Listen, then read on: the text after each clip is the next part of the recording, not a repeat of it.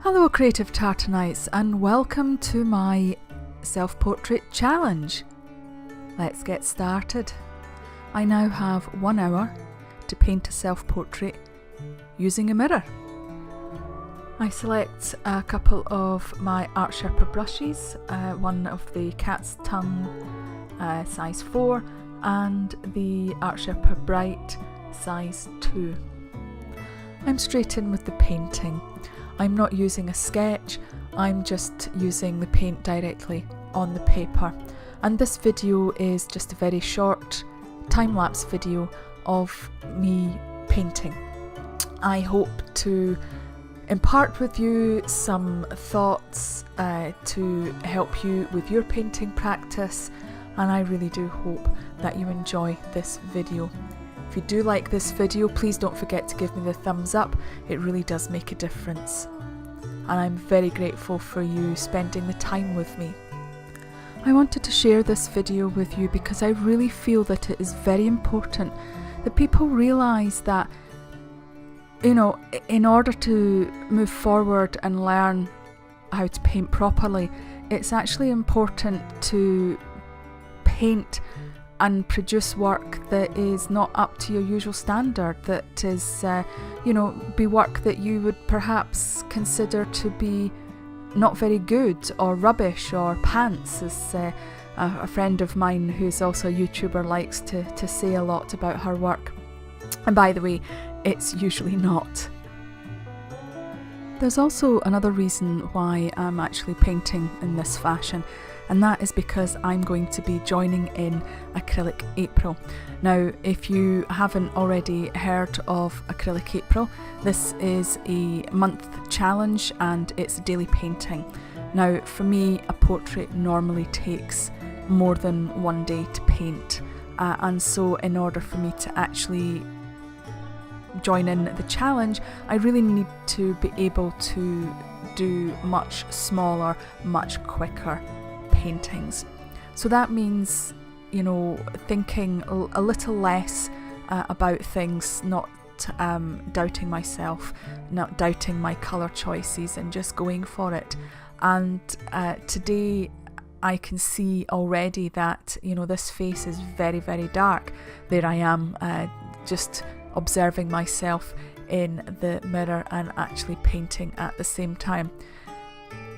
And that is a really very good way to really be able to pick out different colours that perhaps you wouldn't necessarily see in a photograph, because a camera doesn't see the same way a human eye does. And this was why I thought it might be fun to use a mirror rather than a photograph to paint my portrait. You've seen me painting my portrait before using a photograph. I have a live session where I show you actually taking the selfie and then painting it. Now, for those who are not particularly experienced with painting, who are beginners for example, they would probably get to this point and decide that they just are rubbish at painting and would just give up. I would encourage you not to give up at this point, because there is so much more that can be done, and as this painting progresses you will see that I make lots of different changes. And remember that this is just one painting, it's just some paint. I'm actually using my student grade paints, so I'm not even worried about the cost implications if it is just totally and utterly rubbish and have to get chucked in the bin. However, I'm pleased to say I don't chuck it in the bin.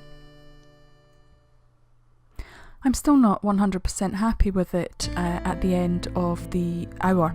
However, I decided that I would still edit this video and upload it to show everybody that it is perfectly okay to end up with work that you're not 100% happy with. Although I confess I did work a little bit more on it off camera, but I'm going to share with you what it looks like at the end of the hour, and then I'm going to share with you a photograph of what I have actually done to it. Now, for those of you who have been following me for some time now, you will know that I'm always encouraging everybody to really step outside of their comfort zone. So please give this a go. Give yourself a limited time to paint something and just go for it. Experiment with the mixing of your colours, really get to know these tonal values, and you won't really know the tonal values until you've put them down on paper and they've actually dried, and you see whether they're too dark or too light, or there's not enough difference between the different colours. And that's when you learn about what is the best way to paint. So try it for yourself. Give yourself a limited time and paint. If you normally sketch first, don't bother, just go straight in with the paint. Pick out all the bigger shapes, paint the bigger shapes, and then work your way down to the smaller shapes and maybe get in a little bit of detail if you can within the hour. And by the way, it's actually perfectly okay if you chuck your painting in the bin at the end of it. So long as there's a lesson and so long as you've been able to learn something from that painting, it hasn't been a waste of your time. Nothing that encourages creativity is ever a waste of time. I had an unexpected challenge with this portrait in that I'm long-sighted and need my glasses, but I couldn't actually see in the mirror without them taken off. So my choice was fuzzy mirror image or fuzzy paints and painting.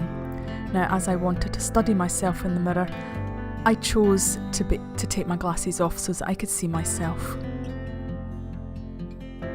And here's the painting at the hour. You can see that the tonal values are not particularly correct, but that's okay. It is what it is. And here's the painting after probably another 20 minutes of painting. You can see that I have lightened up the skin tone and tried to address the tonal values. So there are a couple of things that I have learnt, other than the fact that I really need to wear my glasses to paint. I really need to get out of the bad habit of doing my paintings too dark in the first instance, which I know that that's something I do, and really be much more mindful of my tonal values, and certainly having a background that isn't white helps a lot. I hope this has helped you. Thank you very much for watching. Bye for now.